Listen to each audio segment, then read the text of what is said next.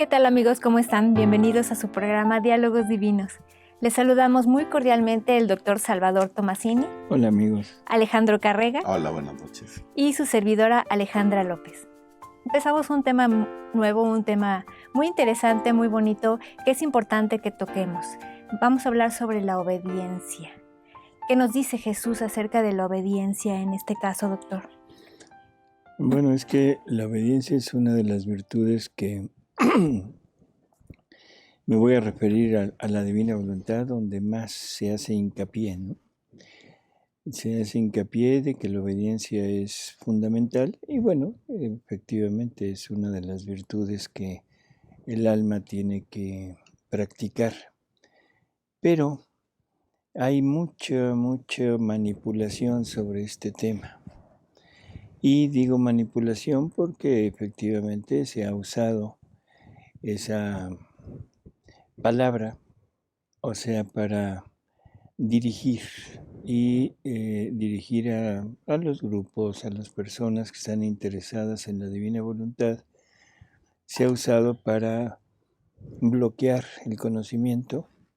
Por obediencia no deben leer, por obediencia no se debe publicar, por obediencia, en fin, por obediencia, ¿sí?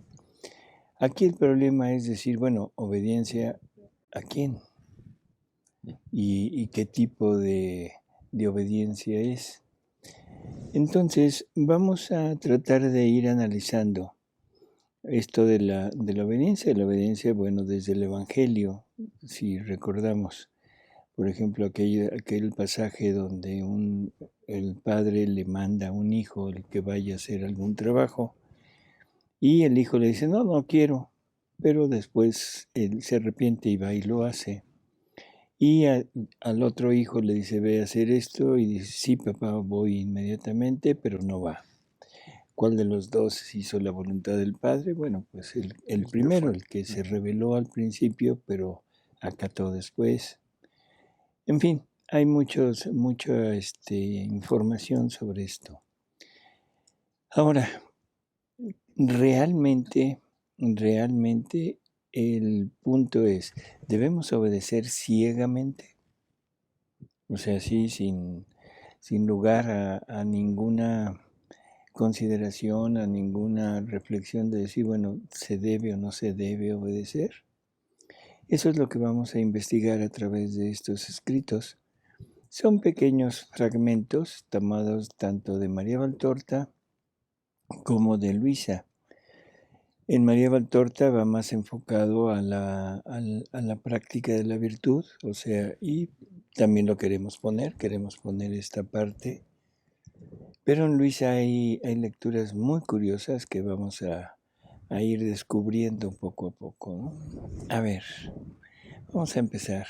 En el volumen 19, del 28 de marzo de 1926, dice Jesús: al principio no te hablé del fiat supremo, ni de la altura, ni de la santidad a la que yo quería que tú llegases en mi querer, ni te hice ninguna mención de la gran misión a la cual te llamaba, sino que te tuve como a una pequeña niña, con la cual yo me deleitaba con enseñarte la obediencia, el amor al sufrir, el desapego de todo y de todos, la muerte a tu propio yo. Y conforme tú te prestabas, yo me alegraba, porque veía en ti preparado el puesto donde deponer mi fiat y las lecciones sublimes que pertenecían a mi voluntad. Bueno, o sea, estamos escuchando esa parte de Jesús en que él se alegra de que Luisa va obedeciendo, podríamos decirlo de esta manera. Sí, o sea, él está hablando de que Luisa se prestó a todo lo que le pedía, ¿no? Y sabemos que era el desapego, el abandono, en fin. Así que la primera cosa es el hecho de que al principio, ella se prestó a todo lo que Jesús le pedía. Vamos a seguirle escuchando.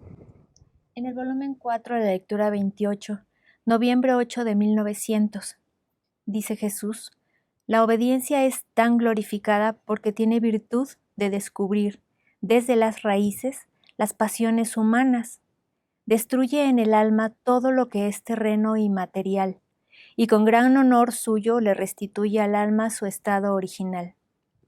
Creo que esto es curioso, vamos a irlo analizando, ¿no? La obediencia, cuando la obediencia es dada por alguien que en realidad sabe lo que está ordenando, va tratando como de moldear al alma, y esto casi siempre va en contra de lo que la persona quiere. O sea, y generalmente cuando se obedece es porque la persona que obedece no tiene la, ¿cómo diríamos?, la disposición de hacer lo que se le está mandando. Si saliera de ella, no habría necesidad de darle obediencia, ¿no? Sin embargo, o sea, sí entender que es ese ir poco a poco minando la voluntad de la persona e irla moldeando para ir haciendo con ella otro tipo de actitud, otro tipo de comportamiento. O sea que eso es lo que está diciendo aquí, destruye en el alma todo lo que es terreno. Esto también es importante, o sea, la obediencia, cuando es una obediencia desde el punto de vista espiritual, va tendiendo a quitar la parte material, la parte que tenemos como naturaleza propia, para irnos acercando a la parte espiritual, que es la obediencia a Dios. Por eso nos menciona que es destruir, ¿sí? La palabra destruir es muy fuerte, o sea, en realidad creo que es bastante, ¿cómo diríamos? Pues importante, ¿no? Destruir. Pero, de todas maneras, creo que es el punto en donde Jesús nos está queriendo conducir poco a poco. A ver.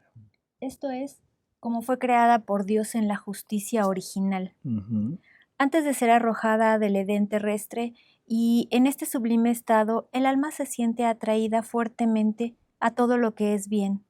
Siente con natural a ella todo lo que es bueno, santo y perfecto, con un horror grandísimo aún a la sombra del mal. Con esta naturaleza feliz, recibida por la expertísima mano de la obediencia, el alma no experimenta más dificultad para seguir las órdenes recibidas. A ver, ¿qué es lo que nos está diciendo? Bueno, que nos está tratando de llevar al estado de origen, al estado de la justicia original, que era en la vida en la divina voluntad, donde la divina voluntad era parte de la, bueno, no parte, sino formaba una sola cosa con la voluntad humana. Entonces el individuo, o sea, Adán, en este caso, no tenía que estar teniendo contrastes con Dios, y cuando la obediencia nos va llevando hacia ese punto, la persona empieza a sentir el atractivo de estar en el ambiente espiritual y en ese ambiente de cercanía con su Creador. Y entonces va siendo cada vez más proclive a seguir este tipo de vida, aunque ya no por obediencia, sino por propia voluntad. Y al mismo tiempo empieza uno a sentir cierto rechazo, o como dice aquí, horror, a la parte anterior, o sea, a la parte de naturaleza humana sin la unión con la voluntad divina, hacia todo lo que es terreno, hacia todo lo que es humano, entendido sin Dios. O sea que es paulatino, ¿no? Ahora, con esta naturaleza, que eso es lo que la obediencia va tratando de hacer, y lógicamente aquí tenemos un punto muy especial. Se requiere a alguien que sea un buen director, un buen guía, para ir ordenando siempre lo adecuado y lo adecuado para el alma, porque cada uno somos diferentes. Entonces, son personas muy especiales que deben ir como dirigiendo a la criatura, pero desde el punto de vista de su necesidad de dirección. ¿sí? Ujú. Y lo que sigue es también muy, pues no sé, quizá lo más importante de todo. Mucho más que quien manda debe mandar siempre lo bueno. Ese es el punto. El que manda debe mandar siempre lo bueno. Porque si manda cosas que no son adecuadas, si manda cosas que son nada más por voluntad propia de él, de la persona, si son obediencias que están condicionadas a algún tipo de idea o de beneficio para la persona que manda, bueno, definitivamente está ordenando lo malo y la criatura no debería de estar siempre en ese punto de obedecer. Jesús nos dice, lo vamos a oír al rato, pero creo que es el momento también de mencionarlo, que la obediencia no debe estar privada de inteligencia. O sea, de inteligencia de la persona que obedece, siempre debe tener en mente que debe de obedecer lo bueno. Debe de discernir entre una obediencia que es adecuada a una obediencia que no es adecuada. ¿Y cuál sería el punto? ¿Cuál sería el punto de comparación de si es o no es adecuada? Pues ver si viene de Dios, que no vaya Bueno, en contra de las escrituras. ese es el punto. O sea, la obediencia al hombre siempre es adecuada si está acorde a la obediencia a Dios. Si la obediencia del hombre está un poco desviada o en contra franca de la obediencia a Dios, definitivamente no se tiene que obedecer, no importa quién sea el superior. Y recordemos, por ejemplo, el pasaje aquel de Pedro y Juan, cuando son apresados y son flagelados por andar predicando a Jesús y les prohíben seguir hablando de él. Y la respuesta de Pedro creo que es muy precisa porque dice, digan ustedes si es justo obedecer al hombre y no a Dios. O sea, definitivamente es primero a Dios y después al hombre. Y en la medida que la persona que manda está acorde a la voluntad de Dios, ese es el momento en el que esa persona se convierte realmente en un buen guía o en un buen director. Y he aquí cómo la obediencia sabe imprimir bien la imagen divina. Y no solo eso, sino cambia la naturaleza humana en la divina, porque como Dios es bueno, santo y perfectísimo, y es llevado a todo lo que es bueno y odia sumamente el mal. Así la obediencia tiene virtud de divinizar la naturaleza humana y de hacerle adquirir las propiedades divinas. Y cuanto más el alma se deja manejar por esta expertísima mano, tanto más adquiere de divino y destruye el propio ser. Por eso es tan glorificada y honrada, tanto que yo mismo me sometí a ella y por ella quedé honrado y glorificado, y restituí por medio suyo el honor y la gloria a todos mis hijos que por la desobediencia habían perdido. Uh-huh. Y volvemos al mismo punto, ¿no? O sea, se va adquiriendo la parte divina y se va destruyendo la parte humana. O sea que esa es la finalidad de la obediencia. Y dice, por eso es tan glorificada y honrada. Recordemos que Luisa en muchísimas ocasiones se quejaba de la obediencia, que no tenía piedad, que era una señora con la que no se podía tratar, que si era uno dócil, la santa obediencia era muy buena, pero que con cualquier cosita que se saliera era tirana, ¿no? O sea, así que bueno, esa es la función de la obediencia. Si se fijan, ha estado hablando de la virtud de la obediencia, no ha estado hablando de la persona que ordena. No sé si nos da. Sí. En fin, o sea, no es que yo quiera separar esto, Pero sí es importante entender que una cosa es esta virtud, esta actitud del alma, y otra cosa es la persona que saca o que da esta obediencia para que el alma la practique. Vamos a seguir. Sí, en la lectura 456 de diciembre 3 de 1902, Luisa dice, Perdón, esta es una clave, esta lectura es clave, porque es clave para entender exactamente la obediencia. Durante muchísimo tiempo se nos ha dicho que Luisa es la perfección en la obediencia. Y vuelvo a repetir, se pone de modelo para decir es que no se debe desobedecer, no importa lo que se mande. Vamos a ver qué dice. entonces Luisa le dice a Jesús, vida de mi vida, ¿de dónde viene que no me haces obedecer las órdenes de los superiores? A ver, ¿qué dijo? Estaba desobedeciendo. Que estaba desobedeciendo. O sea, Luisa de repente está en una actitud de desobediencia. Y lógico, ella de alguna manera lo sabe, de alguna manera se siente quizá inquieta, ¿sí? Y por eso es esta pregunta que le hace Jesús. Y vamos a fijarnos en la pregunta.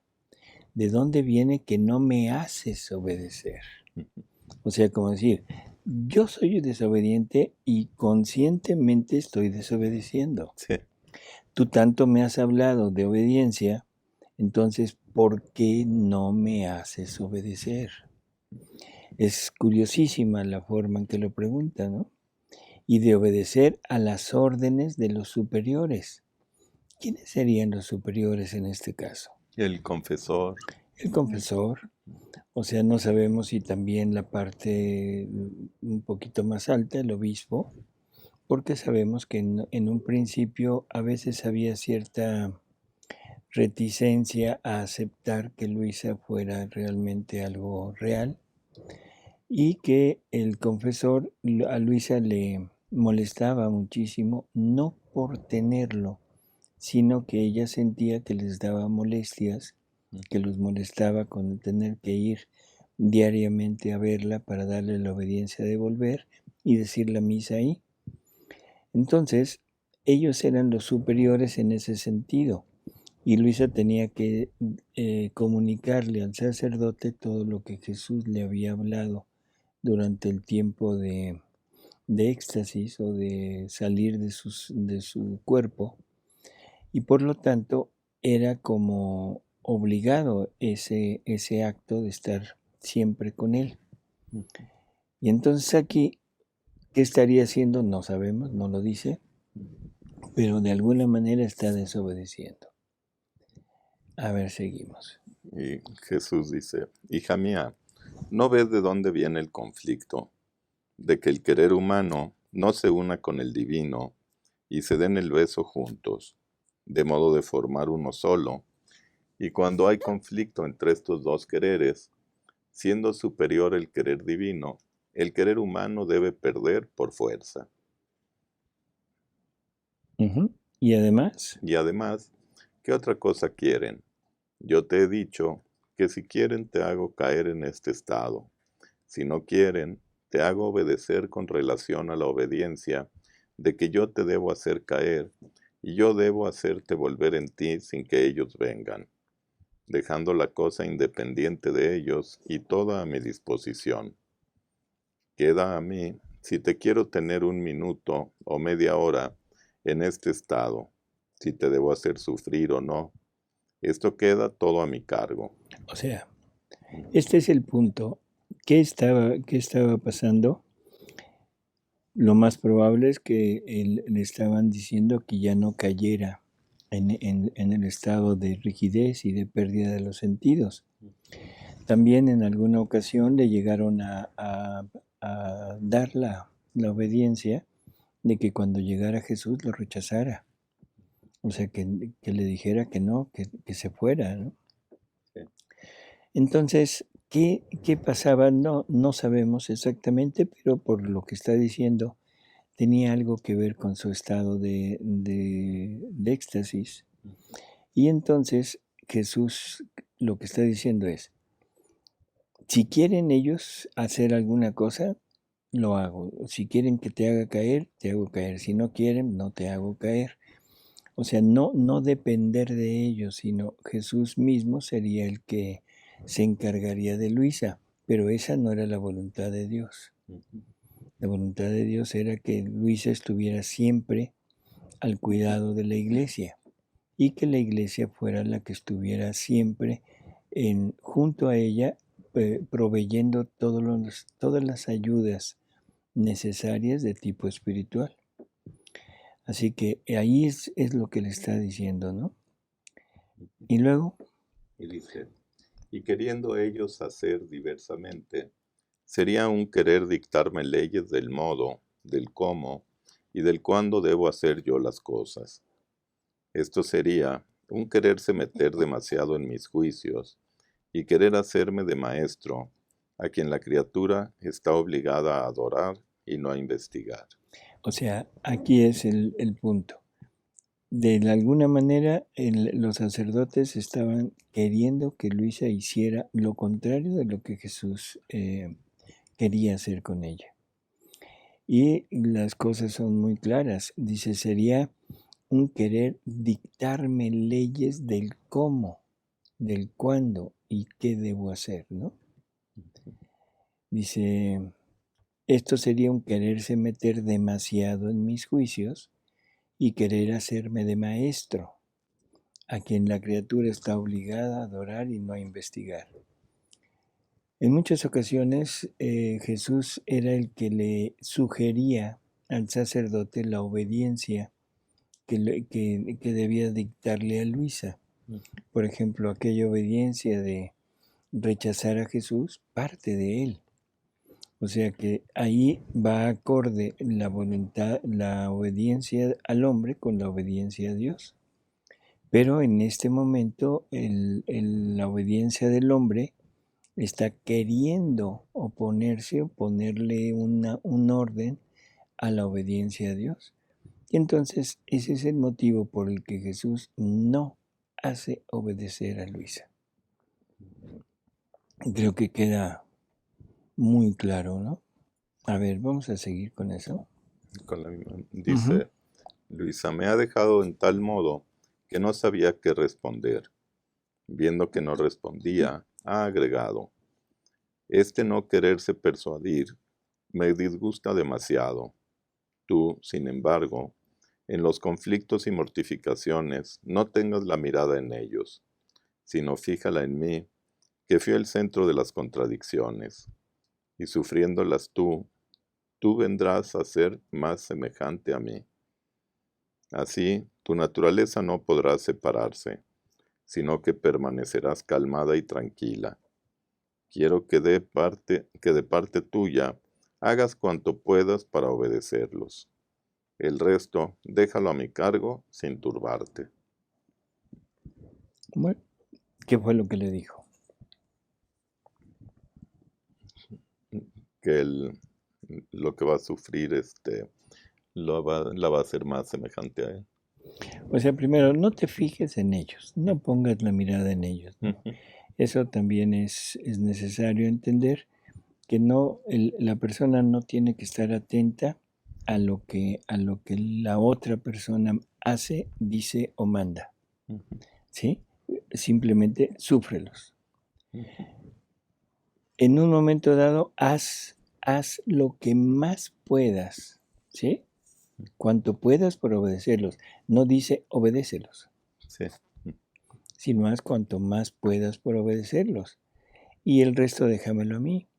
Y Jesús efectivamente fue corrigiendo, fue guiando a los sacerdotes para irles poniendo la verdadera obediencia que tenían que darle a Luisa. Bueno. Y le está diciendo Jesús que de las dos formas va a sacar provecho ella. Así es. O va a fortalecer su obediencia o su sufrir. Bueno, ¿no? sí, o sea, pondría en predicamento a Luisa como la puso cuando la obediencia de no aceptarlo, de rechazarlo, ¿no? Ujú. Así es. A ver, Continuamos con el volumen 14, lectura 60. Septiembre 15 de 1922. Dice Jesús: Hija mía, ¿qué tienes? ¿Por qué te afliges tanto? Es mi gloria, mi honor que lo requieren, y tú deberías estar por ello contenta. ¿Crees que son las criaturas quienes lo quieren, quienes disponen y quienes te ordenan? No, no, soy yo, que muevo todo, que las empujo, que las ilumino, y muchas veces no soy escuchado. De otra manera se darían más prisa y tendrían más interés. Y yo me veo obligado a empujarlas más fuerte para hacer que mi querer se cumpla. Tú quisieras esperar hasta que después de tu muerte, pero mi querer no quiere esperar, y además es verdad que tú tienes la conexión, el injerto con mi voluntad. Por aquí se trata, pero aquí se trata no de ti, sino de mí. Se trata de hacer conocer los efectos, los bienes, el valor que contiene mi querer obrante en la criatura cuando ella viva en él. ujú. Entonces, de alguna manera, o sea, entendemos que no quieren o no están dispuestos. Luisa también tiene esa cierta reticencia a que se conozca, porque ella no quería aparecer para nada en estos escritos. Entonces, aquí Jesús dice en un momento, o sea, esto es lo que yo quiero hacer. Y no hay, o sea, no hay pretexto para eso, ¿no?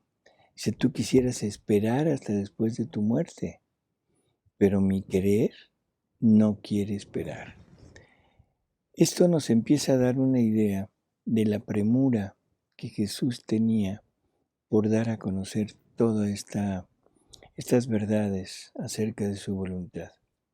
Y no le interesa ni la oposición de Luisa, o a veces la parte de las personas que rodeaban o que estaban dirigiendo a Luisa, pero en realidad Jesús lo que quiere es que esto vaya adelante, ¿sí?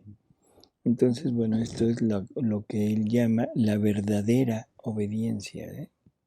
Y esa verdadera obediencia es obediencia a él, a través de las personas, ¿no? A ver, seguimos. Y Y además, además, si no quieres interesarte tú, que conoces cuánto me interesa y cómo anhelo ardientemente que los efectos de mi querer sean conocidos, y por lo cual me vendrá la completa gloria de la creación y el cumplimiento de la misma redención. Oh, cuántos efectos están aún suspendidos, tanto de la creación como de la redención, porque mi querer no es conocido y no tiene su verdadero reino en la criatura, y no reinando, la voluntad humana queda siempre esclava de sí misma. Entonces, ¿crees tú que se interesarán los demás después de tu muerte? Oh, cuántas cosas que he manifestado en las almas están sepultadas por falta de alguien que se interese en mis obras, pero si lo he tolerado en las otras, en esta de mi voluntad no lo toleraré. Daré tanta gracia a quien se ponga a la obra que no me podrá resistir, pero la parte más importante y esencial la quiero de ti. Ahora una lectura del volumen 13. No tengo el número, pero es 14 de septiembre del 21. Solo con que el alma lo quiera y todas las cosas, desde las más grandes hasta las más pequeñas, pueden ser ocasiones para entrar en mi querer, lo que no sucede con las virtudes, porque las virtudes, si se quieren ejercitar, muchas veces falta la ocasión. Si se quiere ejercitar la obediencia, se necesita alguien que dé órdenes, y puede suceder que por días y por semanas falte quien dé nuevas órdenes para hacerla obedecer, y entonces, por cuanta buena voluntad tenga de obedecer, la pobre obediencia quedará ociosa. bueno, esto es simplemente para ver que las virtudes, sobre todo esta virtud de la obediencia, realmente es problemático el poderla seguir continuamente, ¿no? O sea, se necesita quién la dé en qué la dé, o sea, cuál es el motivo o el suceso o lo que se quiere obedecer. Y no siempre hay eso, ¿sí? Entonces, bueno, Sí. simplemente recordar esa parte, ¿no? Ujú. Luego viene del volumen 16, lectura 27, noviembre 5, 1923. Hija, no te preocupes por eso. Lo que quiero es que tú no pongas nada de lo tuyo y que obedezcas por cuanto puedas. Se sabe que todas las demás santidades, esto es, la de la obediencia y de las otras virtudes, no están exentas de pequeñeces, de turbaciones, de contiendas y de pérdida de tiempo que impiden formar un hermoso sol. A lo más, forman una pequeña estrella. Solo la santidad de mi querer es la que está exenta de estas miserias. La segunda, la de las virtudes, la de las otras virtudes, es a tiempo y a circunstancia. Cuando se presenta la ocasión de ejercitar ahora la paciencia, ahora la obediencia, ahora la caridad y otras, y si no se presentan ocasiones, las virtudes quedan interrumpidas y sin crecimiento, y no pueden recibir el bien que contiene la virtud en acto. Y otra lectura Vamos a, sí, perdón. es del libro 24, 24:9, es abril 26, 1928. Dice Luisa, después mi mente me la sentía inmersa en el mar del fiat divino. Su luz me investía toda y no veía ni la altura ni el fondo donde ella terminaba. Me la sentía más que vida que me corría donde quiera, y mi amable Jesús, moviéndose en mi interior, me ha dicho, hija mía, mi voluntad es vida, es aire, es respiro de la criatura. Ella no es como las otras virtudes, que no son ni vida continua, ni respiro de la criatura, y por eso se ejercitan a tiempo y circunstancia. No siempre se ejercita la paciencia, porque muchas veces falta quien la haga ejercitar, y la virtud de la paciencia queda inoperante, sin dar su vida continua a la criatura. Ni la obediencia ni la caridad forman la vida de ellas, porque puede faltar quien tiene el acto continuo de ordenar y a quien poder ejercitar la caridad. Por eso las virtudes pueden formar el adorno del alma, pero no la vida. En cambio, mi voluntad es acto primero de todos los actos de la criatura. Así que si piensa, si habla, si respira, es ella la que forma el pensamiento, la palabra, y dándole el respiro mantiene la circulación, el latido, el calor. Y como no se puede vivir sin respiro, así no se puede vivir sin mi querer divino. Se vuelve necesidad continua para poder vivir. Y mientras se recibe su respiro continuo, no se reconoce, es tan necesaria que no se puede hacer menos de ella, ni siquiera un instante, porque ella no solo es portadora de todos los actos humanos, sino también es portadora de todas las cosas creadas. Mi fiat es acto primero del sol y la hace respirar la luz. Es acto primero del aire, del agua, del fuego, del viento, y respiran mi voluntad divina en el aire que respiran, en el agua que beben, en el fuego que los calienta, en el viento que los purifica. No hay cosa donde no respiren mi querer. Por eso, en todas las cosas, sean pequeñas o grandes, hasta en el respiro, la virtud puede hacer siempre mi voluntad. La criatura puede hacer siempre mi voluntad. Y no haciéndola es un acto de vida de voluntad divina que pierde. Es su respiro que sofoca continuamente. Recibe su vida, su respiro, para convertirlo en humano, no para transmutarse ella en mi querer divino. Bueno, Vamos a pasar así rápidamente a María Valtorta, o sea, en la obra de el Evangelio como fue revelado. Vamos a oír algunas lecturas sobre la obediencia, ¿sí?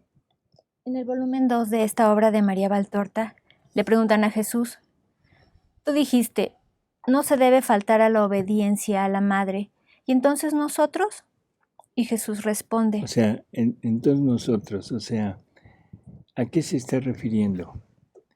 Prácticamente, o sea, a Judas, que era el que estaba, o sea, con su madre, a Juan, a Santiago, o sea, había apóstoles, había discípulos que estaban casados y había otros que vivían todavía en la casa paterna. Y en algunos como que la madre ponía ciertas, ¿cómo diríamos? Bueno, Trabas. trabas. Y entonces, por eso es esto, ¿no? Dice, no se debe faltar a la obediencia a la madre, tú lo dijiste. Y por eso preguntan, y entonces nosotros, es muy interesante lo que sigue. y les dice Jesús, no tengas escrúpulo. Como línea de conducta así es, cuando no es uno más que hombre y no más que hijos. Pero cuando está uno cerca de otra naturaleza y de otra paternidad, no. ¿Qué fue lo que dijo? Que la obediencia a Dios es primero. Así es. O sea, la obediencia a la madre es totalmente cierta, o sea, hay que hacerlo, pero esto lo podríamos poner cuando la obediencia no a la madre, sino, por ejemplo, nosotros, ¿a quién le podríamos achacar esto? ¿A los sacerdotes? La obediencia al párroco podría ser, la obediencia a un sacerdote que te dijera algo y que ese algo estuviera de alguna manera relacionado con nuestro estado, nuestra actitud de un fiel, de un perteneciente a una parroquia y Una comunidad. a una comunidad y atado voluntariamente a esas reglas, a esas comunidades, a esos directores. Pero dice, cuando no es uno más que hombre, ¿sí? Y no más que, bueno, aquí dice hijos, pero podríamos decir afiliados, fieles, en fin. Dice, pero cuando está uno cerca de otra naturaleza y de otra paternidad, no. Cuando está uno cerca de esta naturaleza divina, en donde Dios nos va comunicando lo que Él quiere hacer y que se pone en contradicción con lo que el hombre está mandando, definitivamente no se debe de seguir. ¿Sí? ¿La continuamos? ¿La terminamos? Sí. Ella, se refiere a la obediencia, es más sublime si se le sigue a sus órdenes y deseos. Judas llegó primero que tú y que Mateo, pero está muy atrás todavía. Es menester que se forme y lo hará muy despacio. Tened caridad con él. Tenedla, Pedro. Lo comprendo, pero te digo, ten caridad. Soportar a las personas molestas es otra virtud. Úsala. Bueno. Cuadernos del 44, 15 de diciembre. La obediencia es santa, pero jamás debe estar privada de inteligencia. No solo, sino se debe pedir a la inteligencia, iluminar a la inteligencia. ¿Qué dijo? O sea, lo primero es perfecto, que ya lo habíamos mencionado. La obediencia nunca debe ser ciega, nunca, porque tenemos una inteligencia que Dios nos dio para discernir si esa obediencia es conveniente o no, y no conveniente, sino acorde a la obediencia a Dios. ¿Sí? Así que ese es lo primero. Pero luego dice, no solo eso, sino que se debe pedir a la inteligencia, a Jesús, iluminar a la inteligencia. sí. podríamos decir a Jesús, podríamos decir al Espíritu Santo, o sea, encomendarse, ¿no? a esa guía que debe ser totalmente diferente. En otra lectura de María Valtorta, en los cuadernos del 44, dice pequeñas frases nada más para no cansarnos con esto. Decía en un principio que es fácil hacer de doctores, dice aquí, o sea, de los que saben, de los que dirigen, ¿no? Y que es muy difícil hacer de alumno. O sea, es muy fácil hacer como el que enseña y muy difícil hacer de alumno porque tiene que estar acatando continuamente lo que el profesor o el maestro o el dirigente dice.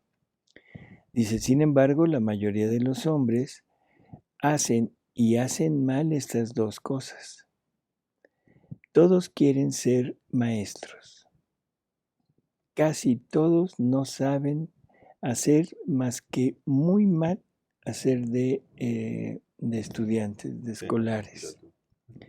Muchos porque no obedecen ni a los hombres ni a la palabra de luz que Dios les inspira. Otros porque obedecen incondicionalmente a los hombres sin antes consultarme a mí.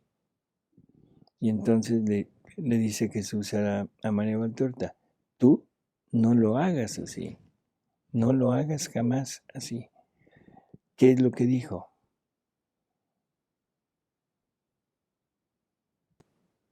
Aquí entra un poco la soberbia. Bueno, la soberbia sí, en la persona que dirige, que manda, ¿no? Y la sumisión en la persona que obedece. No quiere decir que no sea necesario ser sumiso.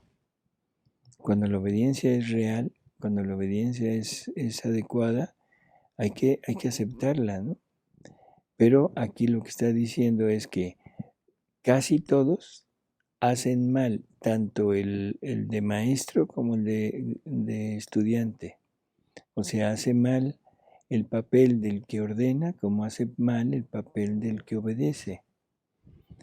Entonces, dice otros, la mayor parte porque esta deficiencia es porque no lo consultan a él antes, tanto de dar la obediencia como de obedecer. Por eso en la anterior decía que la inteligencia, pedirle a la inteligencia ilumine la inteligencia. Sí. ¿Sí?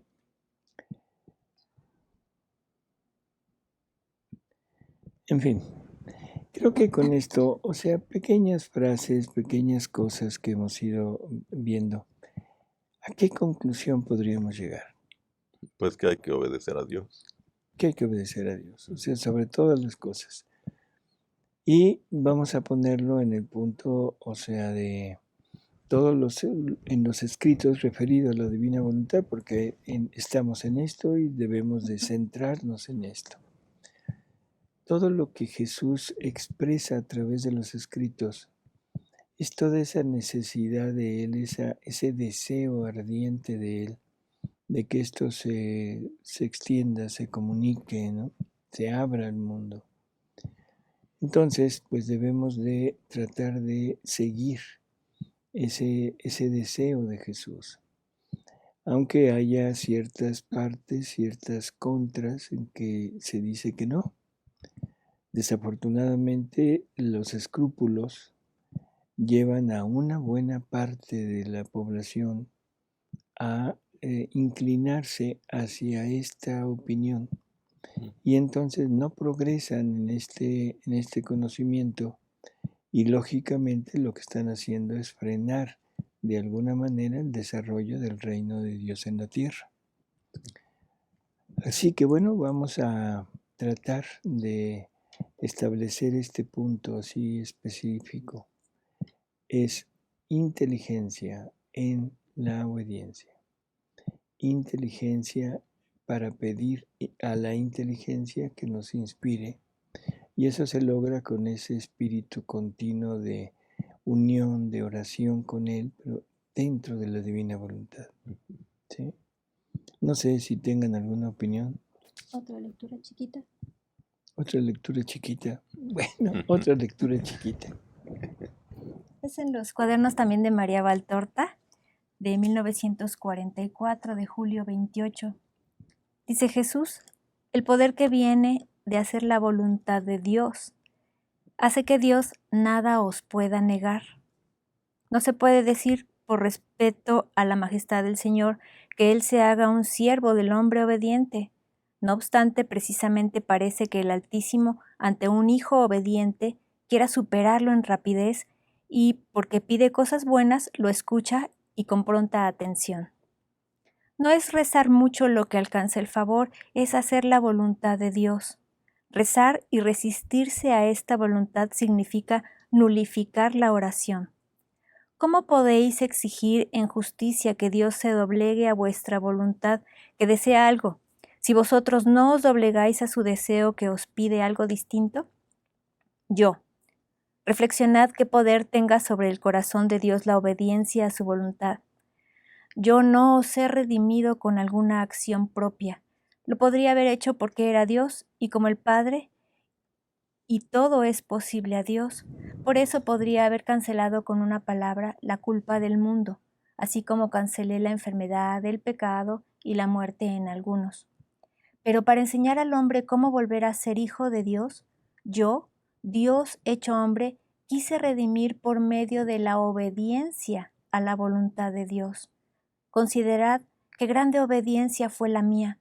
Cuando la cumplí totalmente, entonces se abrió el cielo al ser humano decaído y se alcanzó el perdón. La desobediencia había desheredado al hombre. La obediencia lo volvió a ser heredero de Dios. Todo lo que es eterno e infinito volvió a ser vuestro por la obediencia.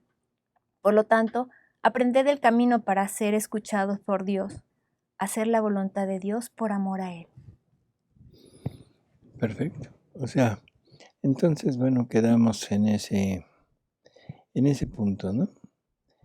La obediencia es muy, muy encomiable, es una virtud que debemos de tener, siempre y cuando sea una obediencia acorde a la obediencia a Dios y siempre y cuando usemos nuestra inteligencia para discernir si es o no esa voluntad, esa obediencia es o no acorde a esa voluntad que Dios quiere para cada uno de nosotros, ¿no? En otra lectura de María Valtorta también le preguntan a Jesús ¿por qué es necesario que sufras tanto? Y él dice, pues recuerden lo que les he platicado. Todo esto vino a raíz de la desobediencia de una criatura, o en este caso de dos criaturas. Entonces yo tuve que revertir la desobediencia con mi obediencia. Con su obediencia, pero una obediencia, o sea, aquí en definitiva es una obediencia a Dios. O sea, es directa, es su propia voluntad, su propia, no sé cómo decirlo, su propio ser el que le está pidiendo que haga esto, ¿no? Y efectivamente la desobediencia a Dios es causa de todos los males. Sí. Así que bueno, seamos obedientes. Es la que hay que evitar. Sí. Aquí la finalidad de este programa, o sea, fue marcar como una línea divisoria entre la obediencia verdadera y la obediencia, ¿cómo le llamaríamos? Pirata. La obediencia pirata, según Alejandro. Sí, esa obediencia que es directamente al hombre y que cuando el hombre no está en unión con Dios, ¿no? Ese es el punto, nada más. Bueno, pues muchísimas gracias, Alejandra. Gracias, Alejandra. Gracias. Y nos vemos en el siguiente programa. Buenas noches y muchas gracias. Hasta luego, amigos.